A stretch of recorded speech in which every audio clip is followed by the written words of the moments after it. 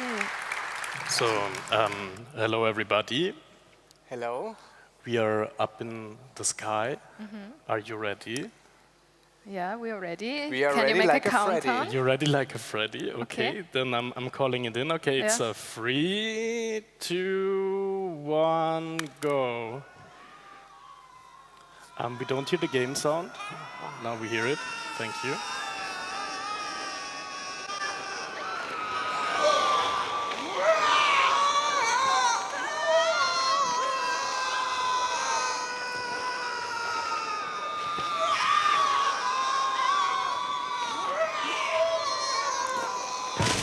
Wait. Okay, everyone made it safe? Yes, I landed safe. Okay, where are you? Safe and sound, everyone Ah, okay? yeah, I see someone. Okay, we meet at the Yeah, the let's sign. meet at the sign. All right. Ah, yeah. Okay. Yeah, hello and welcome also from my side. And welcome to the gaming world of Saint Denis, the central city of Red Redemption, the video game. We are going to have a look at this city and especially at the NPCs of this world, which are the non-player characters, like for example this guy that is just passing us with this coach. These characters inhabit the game world, and we are going to look at it out of a perspective, a specific perspective, because we do really, I would say, a crash course in Marxism, basically, because what you see here in this world, it's the society in the turn of the century, and it's early stage capitalism time-wise, what is represented here. And we are going to give like this little crash course of Marxism. And then who are we? You are currently seeing myself, or my character, which is this small German boy. I'm going to be one of the tour guides and also the camera, so you can see everything through my eyes. And then also we have here the girl. This is Leonhard.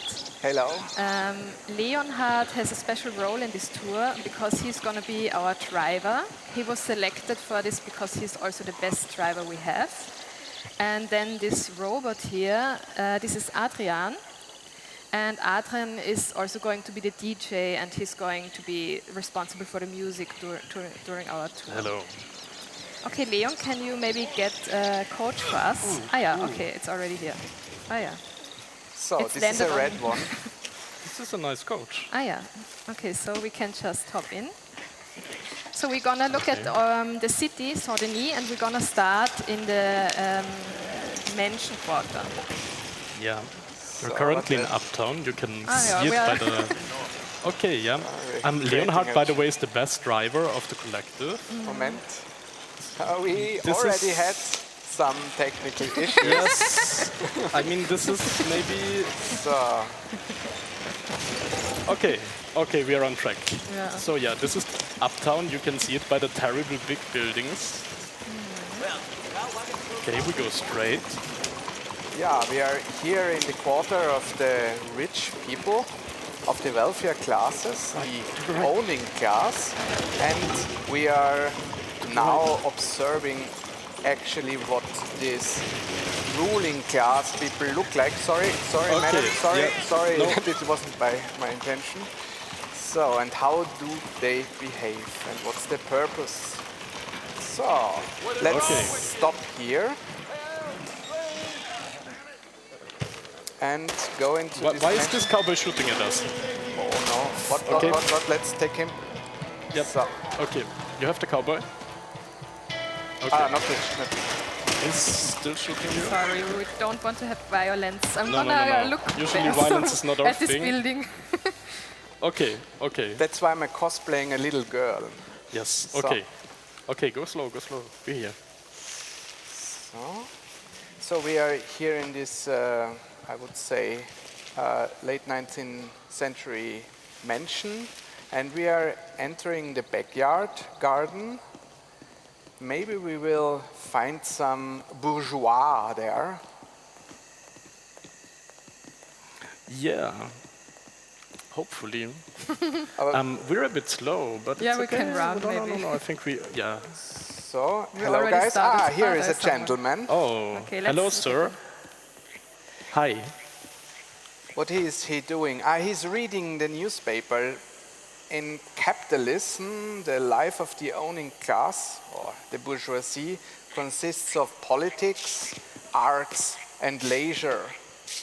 In the USA, prestige doesn't derive from family background like aristocracy in Europe, rather than from private property. It is showcased by conspicuous consumption, demonstrative idleness, and leisure. Therefore, we can call this guy as a representative of the leisure class. Yes, and that they do leisure activities obviously doesn't mean that they don't work at all. It's just some free time thing to distance yourself from the life of working people by practicing unproductive work like education or dedication to aesthetic refinement or art, maybe. Bonjour, monsieur. Bonjour. Bonjour. And Yeah, obviously they're speaking French. Yes, They're that's speaking- important. Yeah. And interestingly enough, while today's upper class calls themselves succeeders or high-level performers, we can kind of call this into question because they seem really chill, but they're still also super wealthy. So maybe we can find some other NPCs. Yes, I think if we go on the other side of Yes. the house, maybe follow the girl, yeah. Okay. Maybe we find someone here who's... here is a fellow. Someone is working. Ah, yeah. Okay. This gentleman certainly doesn't look like he's living here. He apparently is working here as a gardener. Let us observe him for a while. Looks like he's digging some sort of hole. No, he stopped. Okay. So apparently there are people working in these terribly big gardens of these terribly big houses, but we don't think that they live here. And we think they're just here to work in houses that have bathrooms that are of the size of my flat. Okay. Maybe let's get back to the coach because Yes. that raises a question. Where does all the wealth come from? Like, how can they afford these big houses? Yeah, maybe we don't really find the answer here, I would say. So, Yes, so we are transferring now. I think we go a bit back. And then, yeah, so you have to make a huge U-turn with that. yeah, it doesn't beep when I go backwards. U-turn.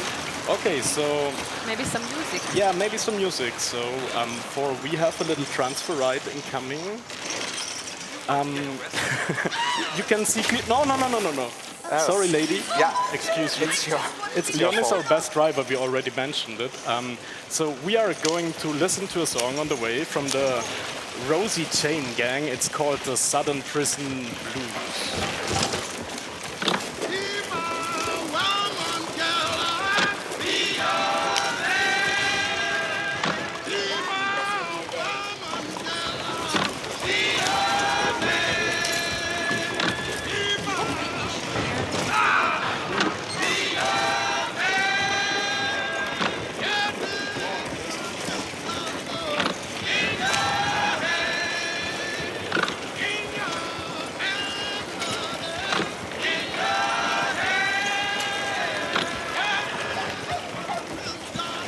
So, we are here in a completely different setting.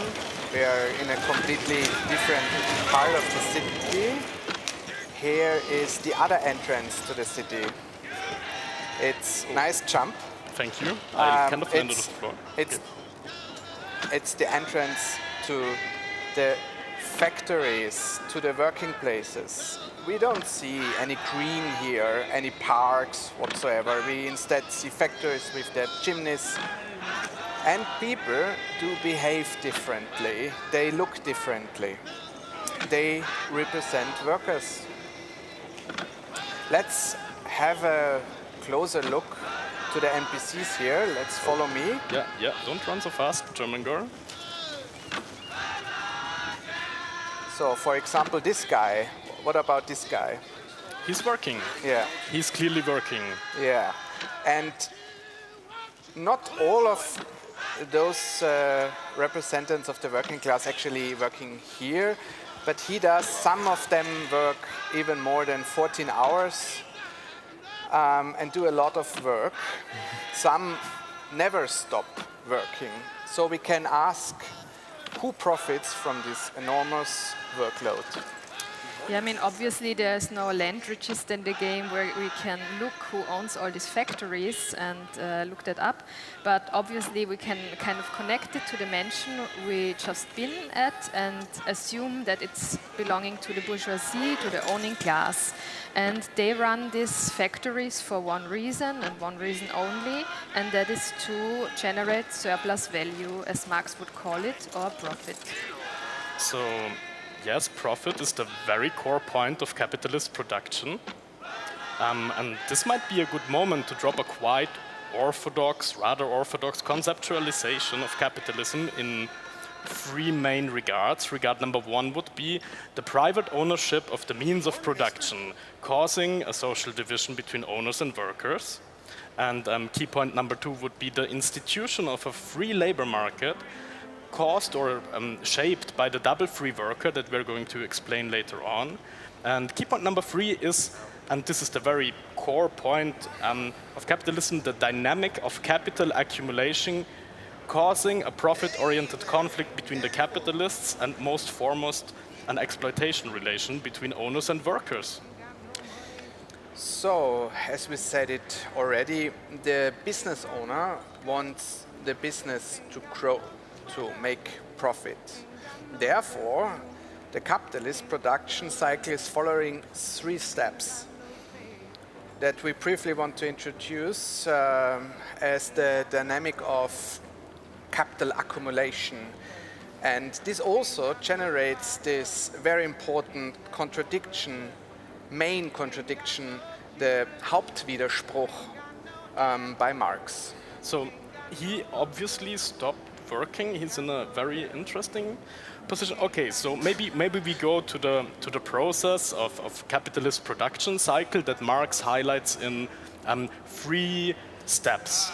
And we're going to start with step number one, and it's it's a very easy step. The capitalist invests. He invests money. He or she buys the means of production for a certain amount of money, like the machines and materials that might be in these caskets, and of course he buys the factory buildings. And this is very important. He buys the workers who are themselves means of productions or commodities to the capitalist.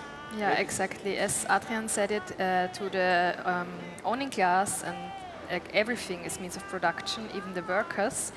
And there's the step number two, which is that the workers themselves, they do not own a single inch of this factory, but they produce commodities, like these boxes, for example. And to go back to the term that Adrian also introduced, the double free worker, it's actually about this, that they are free on two occasions. On the one hand, they are free because they are free to choose their work, kind of. On the other hand, they are also free of the means of production, of owning parts of the factory. I mean, one could say they are free to choose between working or starving. So I guess that's some sort of freedom. And so here we come to step number three, and here it gets very interesting. In step number three, the capitalist sells the produced commodities, but, and this is the core point of capitalism or capital accumulation, the capitalist sells the commodities for a larger amount of money than he invested in step one. So he paid for the factory building, he paid for the machines, and he paid for the workers, but crucially, as if magically, created out of thin air, he receives an extra amount of money as profit. And the question now is, where is this magic extra money called profit, or in Marxian terms, surplus value? Where does it derive from? How is it generated? Marx is very clear about this. The extra money comes from unpaid extra work. For example, this guy here, he might work about 14 hours, but or let's say 14 hours, and he just gets paid for 10 hours. And these 4 extra hours, he generously but unintentionally donates to the capitalist. This is precisely what Marx means with the term of exploitation. And following Marx, Nancy Fraser calls this dynamic of capital accumulation the dirty secret of capitalism. Because, of course, yeah, it's a quiet secret, and it's dirty too. So anyhow, because of course, formally in the work contract, there are no unpaid hours. So it will say if it's 14 hours, it's 14 hours. But the wage, the unpaid hours are taken quietly in a very abstract manner by the capitalists. And this simple logic creates the main point of conflict within capitalism, the Grundwiderspruch, the Hauptwiderspruch, how Marx would call it, the main contradiction, and it's the conflict between owners and the workers, which we call the class struggle too, because the less money the capitalists spend on the workers, the more profit or surplus value he will create, or she. And here's another conflict that comes into play, because even if they would choose, for example, the owner of this factory would choose to pay them better, then the owner of a factory that produces the same goods wouldn't do so, and then they could sell the goods that they produce for a cheaper price. So they could then dominate the market and become a monopoly. And to make this very clear in some, okay, he's attacking me. Sorry, we are here in good Terms. Yeah, in good terms. Yeah, we don't want to fight.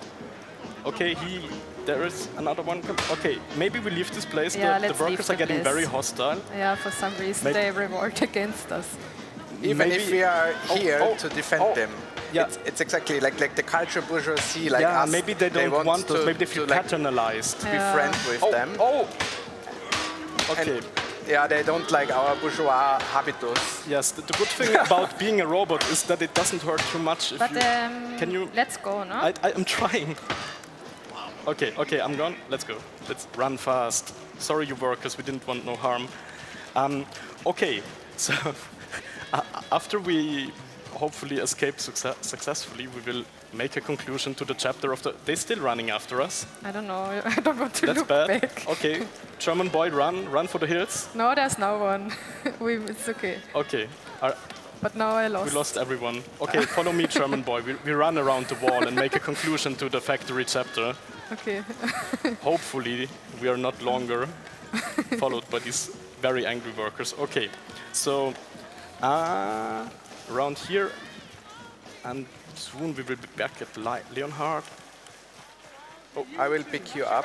There's a Shaky Horton, coach. No, just say where you are, so we find you. We're on the J.B. way. Landers, Doc Ross, Someone is yelling. and John Lee Hooker. Okay, for We no all good got- reason the music started. Very sorry. Okay, so we try to make a conclusion for the factory quarter chapter, and we want to make it very clear. The system of capitalism forces the capitalists into a competition on who pays shittier wages to the workers. And the workers who, okay, Ja, das ist Danger. So unsere. here I am. yeah, and the workers on their side who don't own anything here except their workforce are in a competition to be the cheapest workforce, taking the lowest income. And of course, as you can determine by the overrepresentation of people of color within the global working class, the dimension of race plays a huge role in this exploitation system, because obviously paying bad or shitty wages to people who are not privileged in terms of race or nationality has quite a positive effect on profit rates. So this might conclude it. The robot is getting back, and okay. So as we are here in the coach, we can talk about transport. Yes, will maybe. you transport us on the railroad, maybe. Moment. There Maybe is this a jam. improves. So okay. maybe I should talk more than drive next time. Yes. Like in the age of steamboats and railroads, traveling obviously was a privilege of the wealthier classes. And when all the factories were built around the cities, huge masses of the workers had to be transported. First, it caused a huge chaos because private businesses took advantage of this huge amount of people, and then the state regulated and funded also the ticket prices. This is exactly why and where public transported was invented for. Yeah, exactly. So the benefits from public transport resulted from the pressure of efficiently exploiting masses of workers, you can say. And then here, maybe that's nice because this street we are going up at the moment, we are now in downtown, and it kind of represents something like Kurfürstendamm or Istiklal Kadeshi or Maria-Hilfer-Straße maybe. It's this kind of downtown street that is flanked by boutiques and shops and banks and cultural institutions. And we can kind of assume that all the boxes we just saw in the industrial quarter, all the goods, that they are traded and sold here to the middle class. Yeah, and to lose a few words on the middle class structurally belongs to the working class, as they usually do not own much of the means of production and need to work for their money. They are often employed in the public sector, like maybe schools or the like, and they help to keep the institutions and the society running. And yet they do not have such a strong motivation to revolt, for they get a much larger cake, a much larger piece of the cake. Here we go, not the cake, the whole. Therefore, the middle classes, the poodles of capitalism, propagate and maintain the ideology of capitalism. Yes, we are leaving the middle class district now, and we are headed, hopefully, straight to the slums of this town where the working class is living. So we have to go on to the left here. Mm-hmm. Yes, okay. You're I have a handbrake. Okay. So. Okay, you're a fantastic driver. Mm-hmm. Maybe we can park at the very beautiful church over there. So it's built in the federal style, some neo-Gothic style. It's your favorite style? Yeah, invented as a counter style for the Baroque, the European Baroque. All right. We should not talk about the church, right? No. Okay. So we are here in the poor quarters. Here we want to ask, how do the workers live? How do they spend their free times with? And let's analyze their living conditions.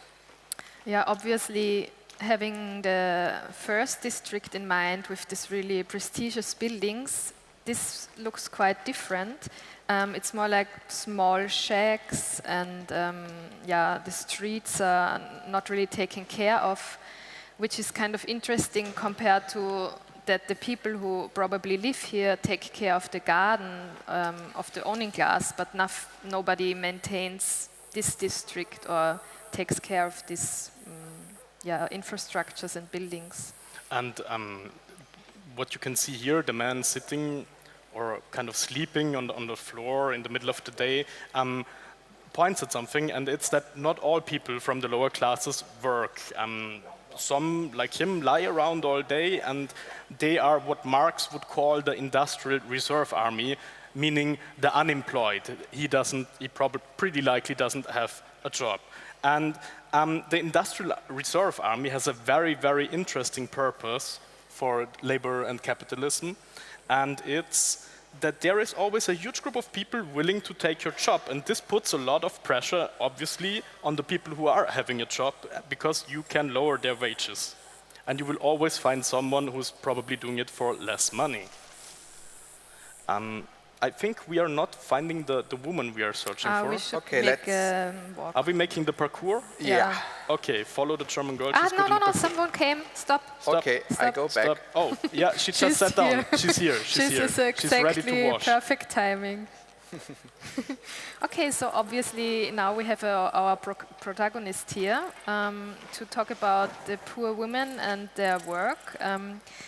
That's also this part where I want to drop our film that is currently showing in festivals. It's called Hardly Working, and it's also taking place in Red Dead Redemption. And it's kind of, there are a lot of similarities to this live tour, because what we did is that we made a documentary of 4 NPCs, and we followed their everyday and their work routine.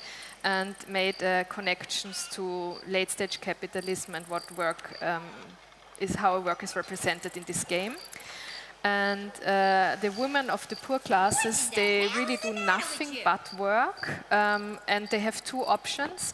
They even work as either as sex workers or they do reproductive work. And the work in the reproduction work, of course, it's unpaid, and what they do, it's fully on display. I mean, usually it's like this hidden reproductive work, this invisible work that you couldn't see, but since they are displayed on the streets and they don't really return to their houses, you see something like knitting or making laundry or sweeping the streets in the public space. And interestingly also, they do not have children in the game because this is an action adventure, and if you would be if there would be children running around, you would be able to shoot at them, and that's something like a border that the game doesn't cross. It's too dangerous for children. Although we are children in this as avatars, but you cannot really, you don't have NPC children. I'm a robot. Children, let's leave. Yeah, let's do the parkour. Okay, we're doing the parkour. This unpaid reproduction work is actually what Jason Moore called the femitariat, like proletariat. So let's walk through these backyards. Okay. And I take the coach. Okay, back to the coach. Yes, I mean, maybe it's a good time to leave this very uninviting neighborhood. All the best to the people living here. Okay, so while we are on the way to our next chapter, we're gonna listen to another song. It's a classic by Nina Simone. It's called Ain't Got No Life.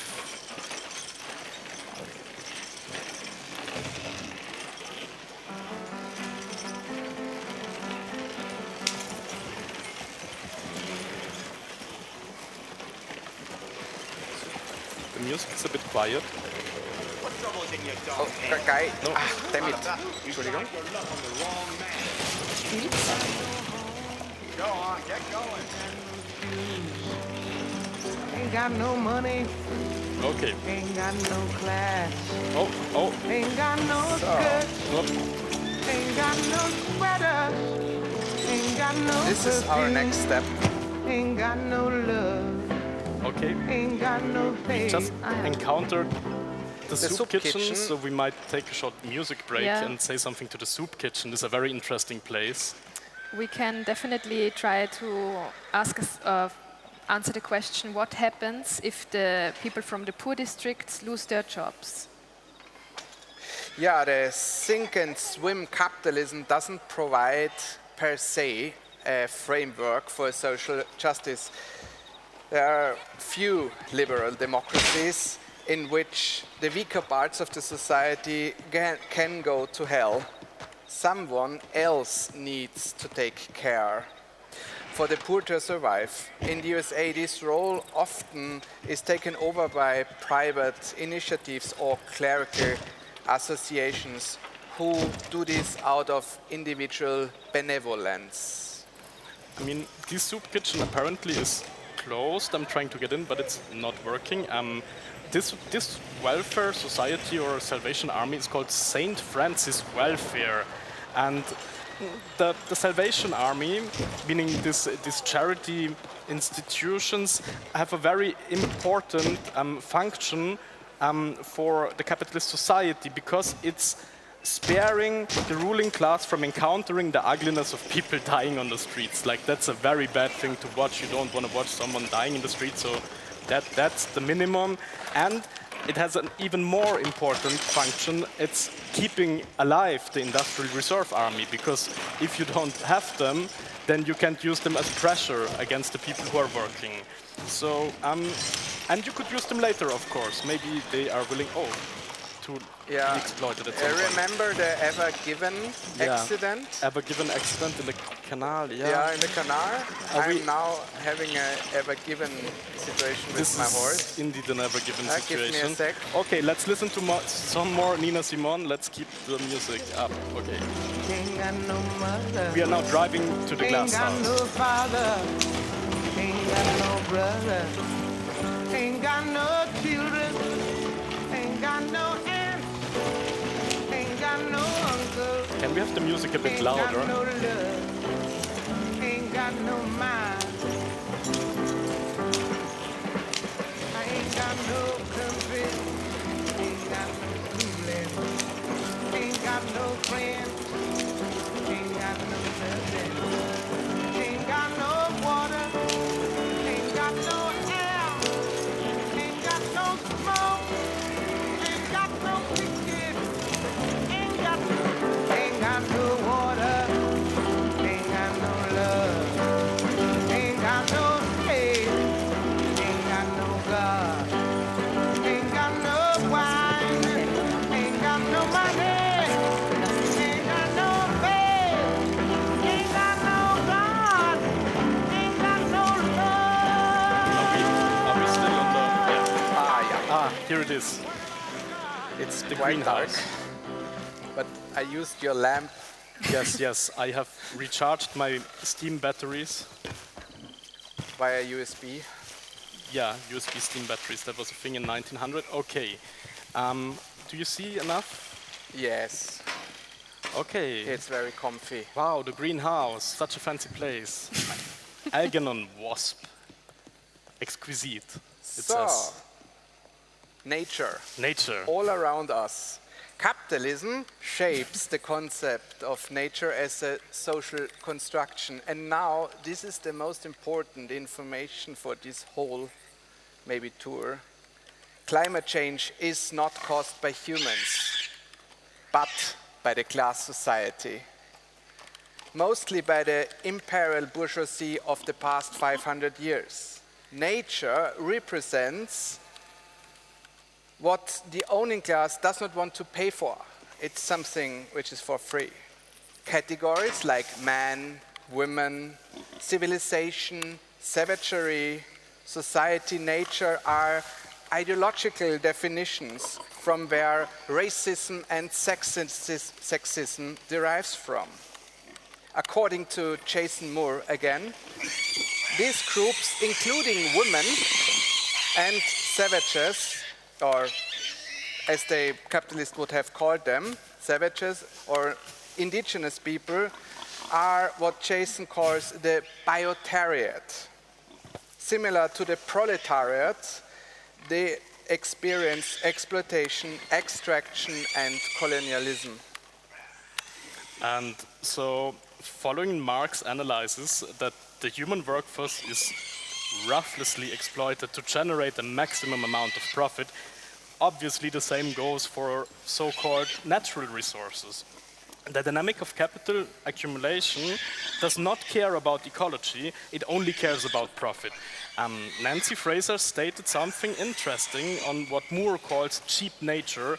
Much like technological innovation, new or cheap resources can boost the profit rates just for a limited time, but when they enter the capitalized zone and become commodities, they stop to generate extra profit. They are no longer cheap. This implies that the exploitation of human labor will always remain the core source of capital accumulation on the one hand, and on the other hand, at the same time, this means that getting new natural resources is in the interest of capital, causing a situation in which, following Moore and Fraser, the demand of cheap nature rises faster than capitalism can secure and reproduce it. Yeah, and we have quoted him a lot tonight, but back then, 1842, when Marx was still a journalist, he actually wrote an article about the timber theft law. And in this article, he already kind of established the role of the authoritarian bourgeois state in context of with the rise of capitalism. Because capitalism didn't just develop through technology, it also developed because of the state guaranteeing property rights. And back then, in 1840, before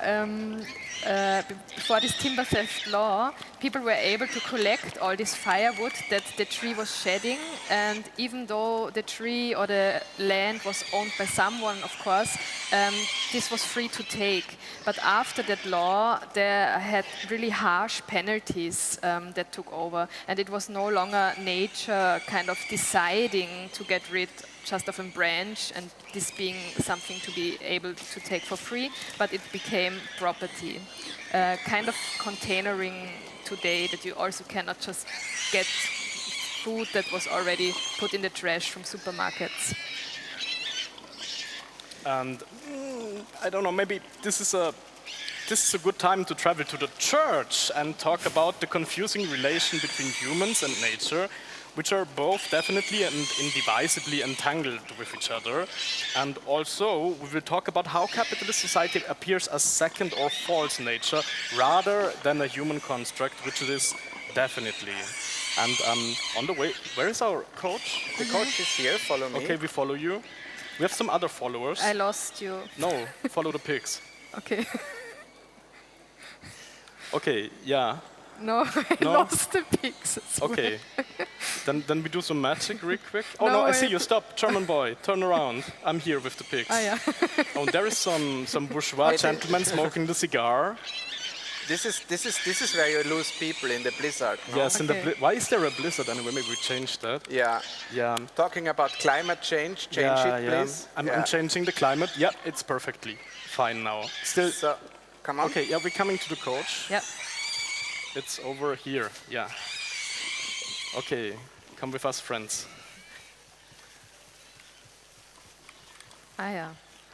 The coach looks kind of broken. No, Yeah. it's just snowy.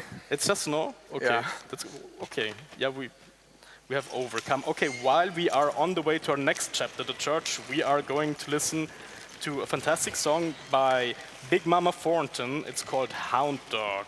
Can we have it loud, please? Because, yeah, loud music is good.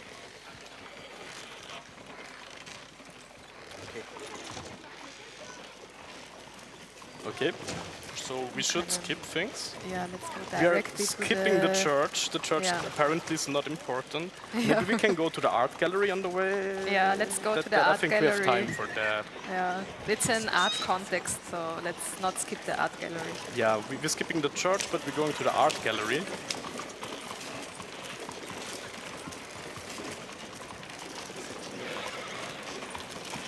So, here it is, I think in this street. Okay, are we in the ever given situation again? Yeah, But we can maybe hop off and go to the art Yeah. gallery without Leon. Yeah. Okay. So let's leave it here. Oh, the pigs are coming. Yeah.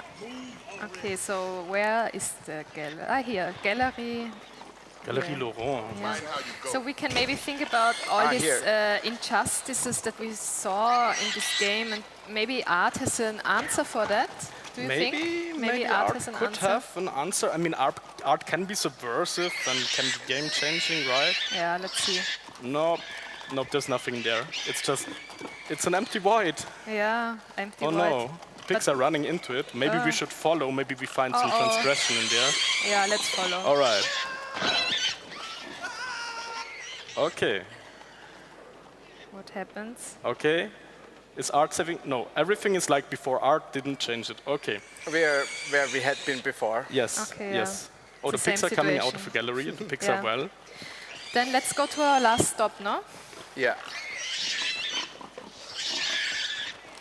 Okay, so we are entering our favorite stop. It's the execution site. So come on. Yeah, I'm coming. Adrian. Yes, I can. Oh, you're with the coach because Yeah, it's yeah. like right in front of the gallery. No. Oh, it is. I'm coming back. A bit slower, Leon. You're driving Adrian away. Ist noch nicht. You're driving away from Leon, the. stop. You're going the wrong direction, and we are late on time. Therefore, we skip the. Oh no, that's not you. Are you on the right? Okay, let's meet at the execution site. Okay. Okay. Na, wo gehst du jetzt hin? I follow all the pigs. Okay. Okay. Warum? The pics are nice cookies. You can follow them. Yes. Follow the pics. Here we go. You will find me. So yeah, thank you for riding with me. Here we are, fam. Safe travels and catch you on the flip side. This is where the magic happens. Thanks Yeah. for rolling with us. Execution side is where the magic happens. So we are actually here at the Buto Square. It's something like what in video game is called Easter egg. Like Godot actually was someone who was hanged on an execution site because he was assassinating back then President James Garfield, and therefore he was hanged. So we are on this side. Yeah, and this is quite an important stop for us to also talk about the authoritarian state apparatus. But this was actually more a chapter from the church that we That's didn't true. do Yeah, in we this have tour. skipped the church Yeah. chapter. It was about saying back But in the days it was. anyways, at this execution site in the game, you actually do you help to kill an outlaw, which is actually really desperate and horrible scene in the game. Yes, so we might try to come to the last chapter, and we start in the 19th century, around the time the game we are in right now, Red Dead Redemption 2, is set, and it's and in this time industrial capitalism was on the rise in the United States, and the laborers had to work for 60 hours in 6-day weeks. It was terrible, and of course in Chicago there were protests on the 1st of May in 1886 at the Chicago Haymarket. And this May Day, or Labor Day, was born here. Millions of workers took part in the nationwide strike for the 8-hour day, striking fear into the hearts of the bourgeoisie. Someone was throwing a dynamite to the policeman, and the policeman caused a huge havoc and killed a lot of workers with their guns. Yeah, they basically shot into the crowd, and this incident is well known as the Chicago Haymarket Massacre. And its aftermath led to a huge show trial, but surprisingly not against the police, that we couldn't talk about, sadly, but against the anarchists. And 7 of their union leaders were sentenced to death, even though none of the alleged anarchists were proven guilty. And one of the anarchists who was hanged on that day, August Spies, famously claimed, You can't live like a herd of cattle forever. Let's spam the world with cows too big to be enslaved. yeah, this is a big cow. Okay, So- this is a very big cow. Uh-oh. Okay, maybe we can make another big cow. Here you go. Okay, mal kurz raus. Okay, are you okay? Yeah. Okay. And maybe we can listen for the final scene to music this time. Maybe not. Come with me into the balloon. Let's get away.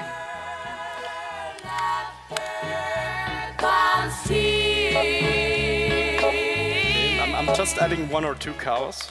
I know we are late, but I think we find time for that.